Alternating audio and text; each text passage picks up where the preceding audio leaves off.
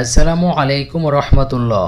প্রিয় দর্শক শ্রোতা, আজকের ভিডিওতে আমরা আলোচনা করব নামাজে সানা পড়তে ভুলে গেলে কি সাহু সেজদা দিতে হয়।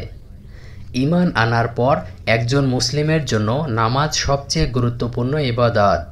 এই ইবাদতের দাবি হচ্ছে তা নিখুঁত ও শুদ্ধ হওয়া, কিন্তু ভুল হওয়া মানুষের জন্য স্বাভাবিক।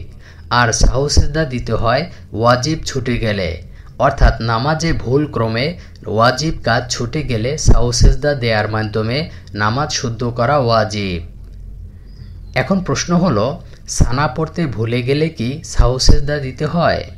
এর উত্তর হলো না। নামাজে সানা পড়তে ভুলে গেলে সাহু সেজদা ওয়াজিব হয় না, কারণ নামাজে সানা পড়া সুন্নাত, আর সুন্নাত ছুটে গেলে সাহু সেজদা ওয়াজিব হয় না। তবে সুন্নাত যেন না ছুটে সেদিকে খেয়াল রাখতে হবে। আশা করি বিষয়টি বুঝতে পেরেছেন।